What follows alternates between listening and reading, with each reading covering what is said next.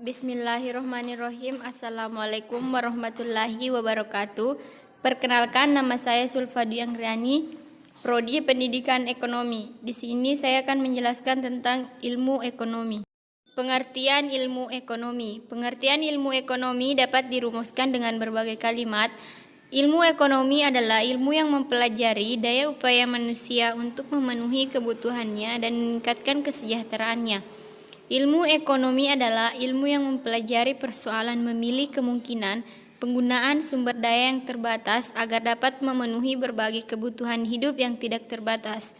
Ilmu ekonomi merupakan studi tentang bagaimana seseorang atau masyarakat memilih cara pemanfaatan langkahnya sumber daya yang disediakan oleh alam dan oleh warisan generasi sebelumnya. Dari berbagai batasan tentang ilmu ekonomi di atas, walaupun bunyi berbeda, tetapi inti pengertiannya sama. Ilmu ekonomi terdiri dari 3 bagian. Yang pertama, ekonomi deskriptif, ekonomi terapan, dan ekonomi teori. Di mana ekonomi deskriptif adalah ilmu yang memaparkan secara apa adanya tentang kehidupan ekonomi satu daerah atau negara, misalnya kajian ekonomi tentang kehidupan nelayan di pantai. Kemudian yang kedua, ekonomi terapan, yakni ilmu yang membahas penerapan teori ekonomi suatu rumah tangga ekonomi, misalnya ekonomi perusahaan, manajemen, ekonomi pembangunan, ekonomi internasional, ekonomi petani, dan lain-lain. Ekonomi yang ketiga, ekonomi teori, yakni ilmu yang membahas gejala yang timbul segala akibat perbuatan manusia dalam rangka meningkatkan kesejahteraan masyarakat. Ekonomi teori terdiri dari ekonomi makro dan mikroekonomi. Makroekonomi mempelajari persoalan ekonomi secara keseluruhan, misalnya pembentukan produksi nasional, distribusi pendapatan nasional, terjadinya pengangguran dan inflasi serta dampaknya, dan lain-lain.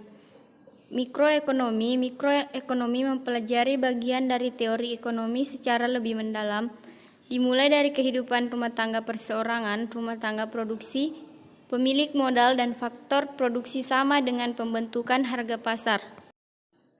Ada 4 alasan utama dalam mempelajari ilmu ekonomi. Yang pertama, memahami masyarakat. Yang kedua, memahami masalah global.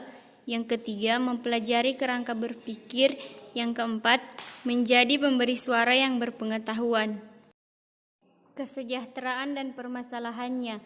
Telah diuraikan bahwa ilmu ekonomi adalah ilmu yang mempelajari dalam rangka memenuhi kebutuhan untuk mencapai kesejahteraan dan kemakmuran. Indikator dari kesejahteraan terpenuhnya semua kebutuhan secara layak.